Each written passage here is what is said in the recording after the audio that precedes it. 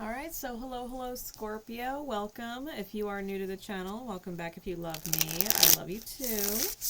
We are here for your energies for August, alright? Know that time works in a spiral, so if you're catching this in divine time, chances are these energies are significant for you at the time you're watching it, or it wouldn't have crossed your path.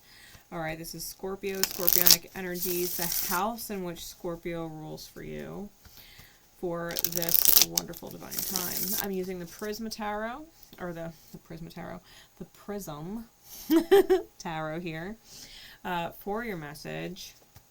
There will be a separate video, an all signs video for guidance called Ophiuchus. So if you guys want to stick around for that, make sure you hit that subscribe bell.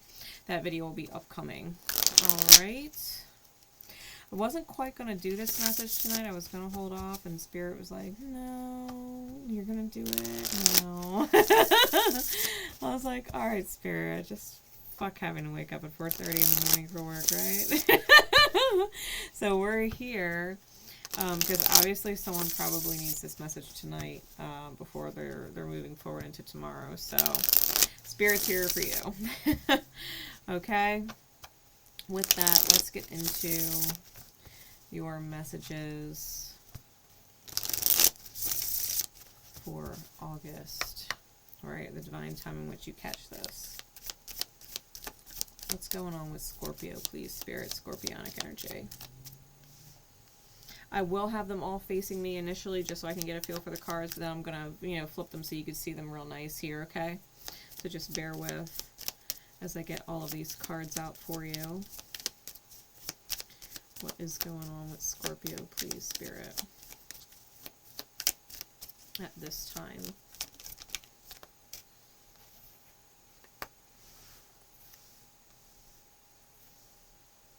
Lots of money cards. All right. Really? And Leo thinks they're a showstopper. Scorpio just got more cards than everybody. Let's get some clarities, please, on these, Spirit, for Scorpio. What is going on for Scorpio?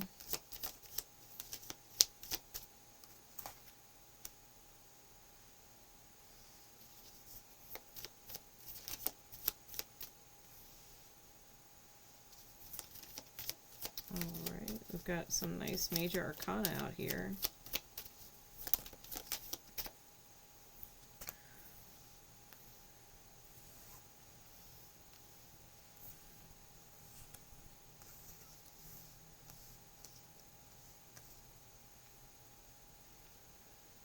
Okay.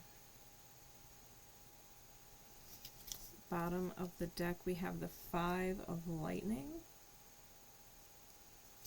Top of the deck, we have the Devil. Ooh. Ooh, we have competition, right? On the bottom of the deck with the Five of Lightning and the Devil. All right, Scorpio. What's interesting about this Devil card, this pitchfork here, looks a lot like Neptune's energy. Looks a lot like Neptune. So you might have some interesting trines going on right now with Neptunian energy in your chart, and possibly this Capricorn Pluto energy, right, where you're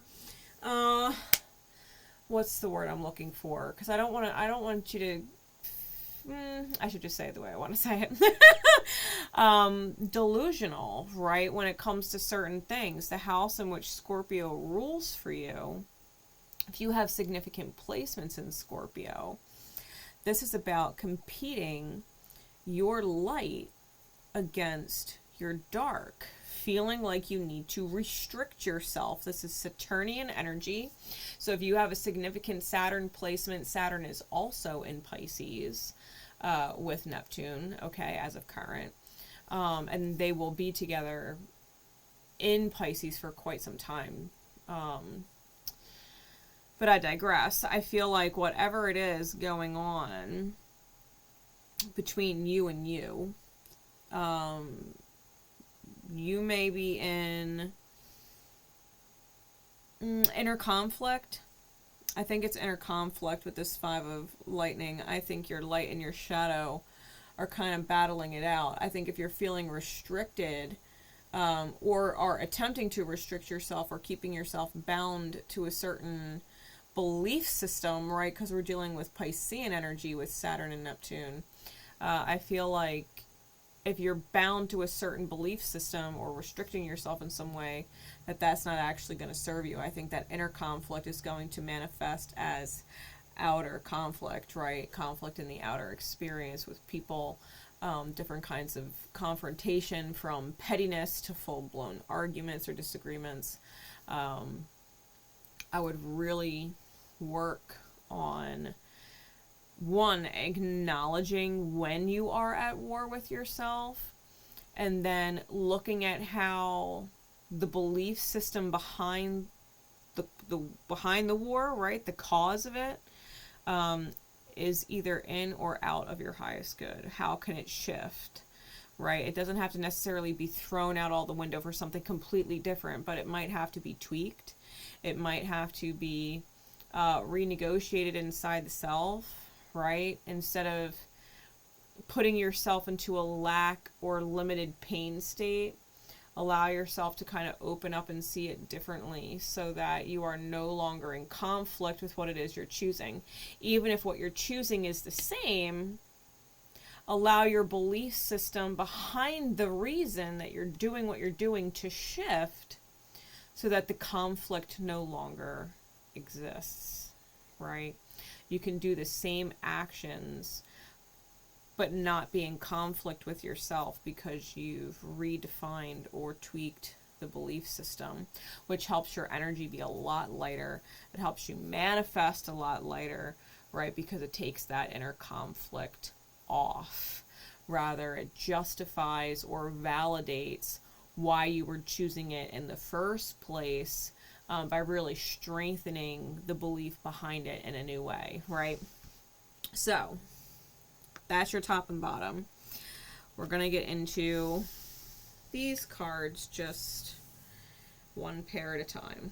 Okay, so we're going to start with the 2 of Clouds, which is the 2 of Swords, with the Oracle of Raindrops, which is the Queen of Cups.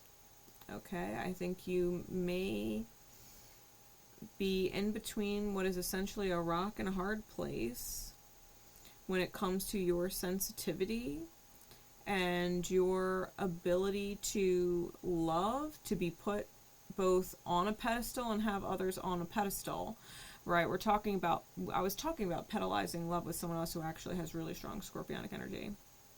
And the Queen of Cups is your card, right? Queens are fixed energy in the tarot, and fixed water, which is the suit of cups, the suit of raindrops, is Scorpio, right? Fixed water.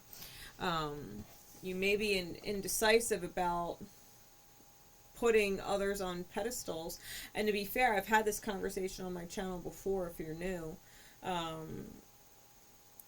Being on a pedestal, there's nothing wrong with being on a pedestal. Everybody loves being on a pedestal. It's just whoever is putting you on a pedestal should be on the pedestal with you. You know, you should both be on the pedestal together. It should be equal, right? And I was talking to my son about rock and a hard place, which is reminding me with this card. When people are put between a rock and a hard place, oftentimes the lesser of two evils they feel is the hard place, when really it's choosing the rock, right? Like, the example that I could use is when people get ultimatums, right? When people get ultimatums, and we could use all kinds of different relationships dynamics with that, right? Family dynamics, where you have to choose between one sibling or another, or your parents, or your aunt, or whoever. You could do it in relationships, right? Friendships versus lovers, and all kinds of ultimatums, right? Sometimes the best choice when you're in between a rock and a hard place is to let the hard place go and choose your rock, right? Maybe one of those two people really is your rock. The hard place is the one you wish was your rock, but that's a hard place to be in. Being with your rock is being with your rock. And I think that if you're indecisive about whether or not you're feeling correctly, I think you have to ask yourself, is this person my rock? Or even, do they have the potential to be a rock if they're new in your life, right? Whether it's a new friend or someone at your a new job, or even a new relationship potential, like whatever it is for you, because this is just a general message on YouTube, right?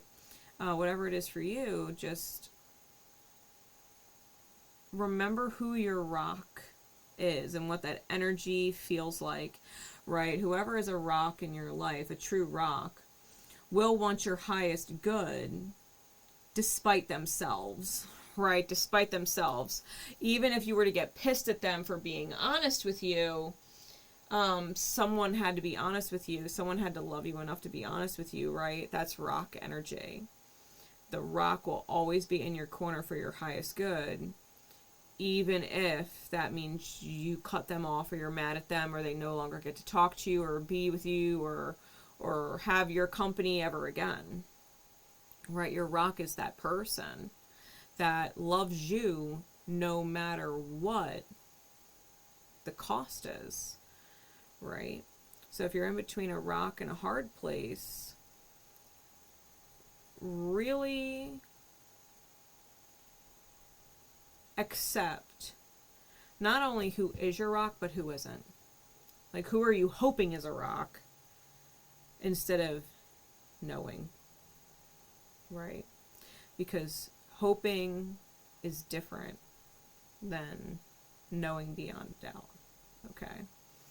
So starting off the month, I think you might be confused as to who truly cares, and I think your intuition is making it really clear, and you kind of have to not let the clouds get in the way, right? Not let the clouds cloud your thinking.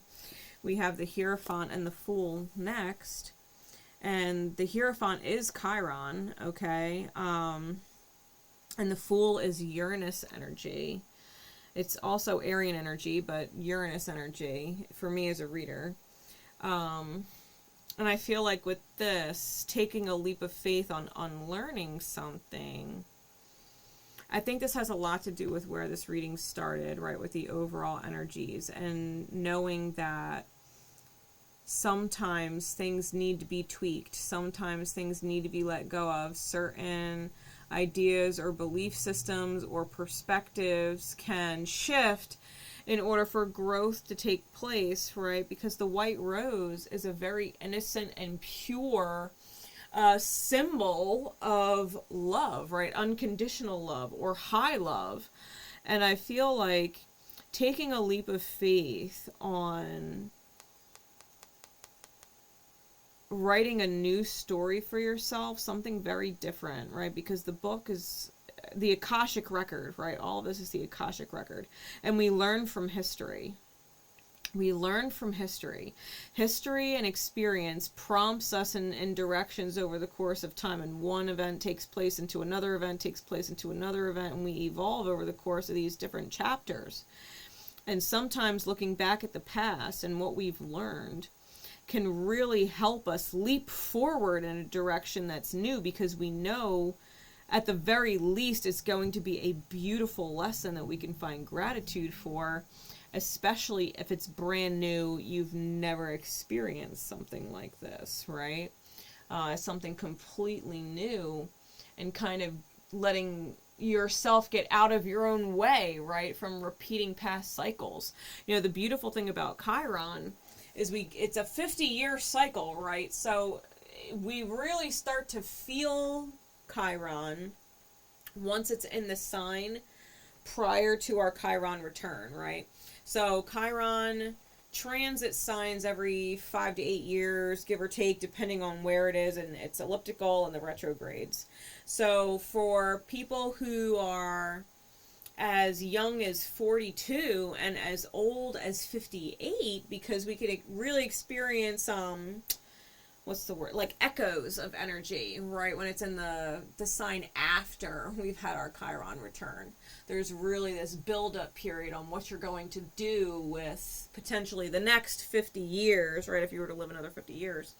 But I feel like those of you who are in that age range are in this moment where you're able to take a leap into a brand new book. I think you're able to take a leap into a brand new book. I think that you have this opportunity in front of you. I think it's the indecision that you are facing. But at the end of the day, you know, we have this Four of Gems with the Sun card, right? And I think security is your main focus, as well as safety in the 3D reality of things. Like, you don't want to feel like your life is just going to completely collapse.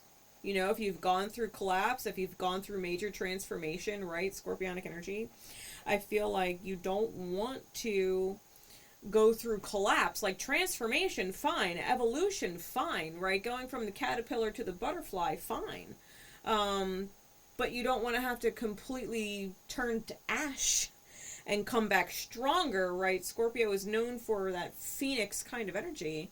But I think you'd rather be the butterfly than the phoenix at this moment. You know, I think you'd rather accept the beautiful fragility of yourself and not have to completely start over from scratch, right? Like the phoenix rises from ash.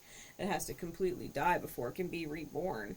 And I feel like Scorpio's kind of over that massive transformation and more looking to be the butterfly and being that beautiful butterfly effect, right? How the flap of a butterfly's wings can cause, you know, storms elsewhere in the world, right? That something so small would have such a great effect. I think that your ripple could potentially be huge, right? The ripple could potentially be huge, and it doesn't have to be you going through the storm. It could be your healing creating the storms for other people to find rainbows on the other side of, right?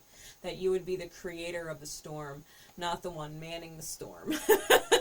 You know what I mean? Even that Chiron energy is kind of like the lighthouse in the middle of the night, right? In the middle of the storm, that lighthouse guiding ships home, right? Because if you've gotten out of the storm and you've manned the storm and you understand it now, you can light the way for other people who are in the middle of it so that they don't fucking crash, right? You could be that voice of clarity with the sun here, right? We also have the Empress and the Magician. So in August, Scorpio, you will be manifesting quite a distinguished gift that you cannot miss. You will be receiving some kind of experience, whether the experience is epiphany or the gift is something that you're receiving in the physical world, or it's some kind of love that you're receiving, or some kind of thought process to move through, right? Something to work through in your perspective. I feel like whatever it is that you are receiving, I feel like you can't miss it. Double major arcana like that, Taurean energy, Virgoian, Geminian energy. I think you're receiving a gift. Now, the gift is, you could kind of look at it like Pandora's box, so anything can truly come out of it. But either way you look at it, because the gift is going to be different for everyone, either way you look at it, it really is a gift. Okay, because it's going to help you move forward in some which way, shape, or form, especially when you have these double nines here with the Hermit, clarified by the Nine of Gems. This is double sovereignty. I think the truth becomes really clear, and when that truth becomes clear, whatever block was in front of your heart chakra regarding love or money to the self or abundance from the outer experience, right, whatever was blocking the heart chakra, once that gift, right, comes in, the gift in and of itself might be the removal of the block, okay? But I feel like whatever block is being removed, it instantly shines a light And this abundance energy is really felt. Okay. And it might not be a feeling that you've had for a very long time, especially if you've been in a cycle of lack, right? If you've been in a cycle of lack or impoverished energy, okay, feeling this abundance, this wealth of energy come in,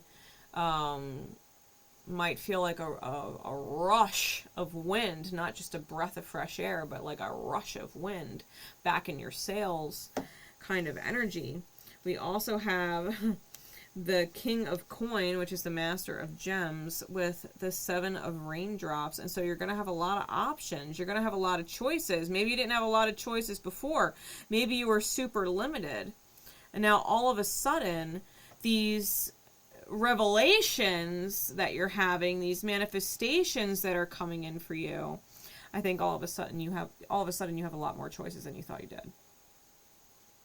I think that the world is kind of opening up, and what you're realizing is that the priority right now is to explore your choices, to kind of think about them and feel about them and decide where your fuck yes are. That's an easy choice, right? Because if there's some kind of hesitation or pause, or that feeling inside your chest that just says, refrain, don't do that, refrain, heeding that is going to let you know what choices are and aren't in alignment, right? Exploring your choices and figuring out what you need to prioritize, because it's going to feel good to prioritize things that are in alignment. It's going to feel heavy or draining or like drudgery to prioritize things that are not in alignment. You're not actually going to want to do them. Okay, you're going to want to prioritize what you want to do and move in that direction and trust the flow of spirit. Because the Seven of Gems, the achievement card, coming out with the Queen of Fire, right, which is the Oracle of Lightning, and the World card, this is a major completion, ascension, right, on something that your soul desired, right? Because the suit of lightning is the suit of spirit, it's the suit of soul, and feminine energy is desire. And this is a completion of that you would have ascended into it. I think you're finally achieving it, right? The result may be coming in September, because this is the very, very end of the month, but this is going to be the preview or the forecast in August coming for your September, right? I think that you have a whole world opening up, and I think you're determined, especially if you're in alignment with what feels good and you're making it a priority. I think that this abundance energy is going to start to snowball in your favor. I think it's only going to get bigger and bigger and bigger as you continue to feed it, right? Because if you're separating your energy and spreading yourself thin, all these different choices, I think that would be the wrong choice. I think that looking at all of the choices and really deciding where you want to invest is going to be the best choice moving forward, right? Because this King of Gems, this Master of Gems, is all about investment, right? It's cardinal. Kings are cardinal energy. It's cardinal earth. This is Capricorn energy. And that's where you're having that war within the self. Where do I invest my energy? You have all of these different things competing for your different currencies, right? They're competing for your time. They're competing for your presence. They're competing for your finances. They're competing for your love. They're competing for your loyalty. They're competing for your experience, your knowledge, right? You have all of these different things going on in your life that are competing for your different levels or different currencies of energy. And I think that you're going to have to make a choice on where you're investing your different currencies, right? Where are you investing your time? Where are you going to invest your money? Where are you going to get the greatest return, right? If you spend your time on this or on this person, will it return and free up your time in some way? If you invest your money in something, is it going to give you a return of some other form of currency? Are you going to get gratitude? Is that money going to come back to you tenfold, right? Or threefold, or whatever it is, right? Whatever you're investing for, is it worth the return? And deciding what is a priority and exploring your options, you know, in that the achievement's going to come from making the right decisions.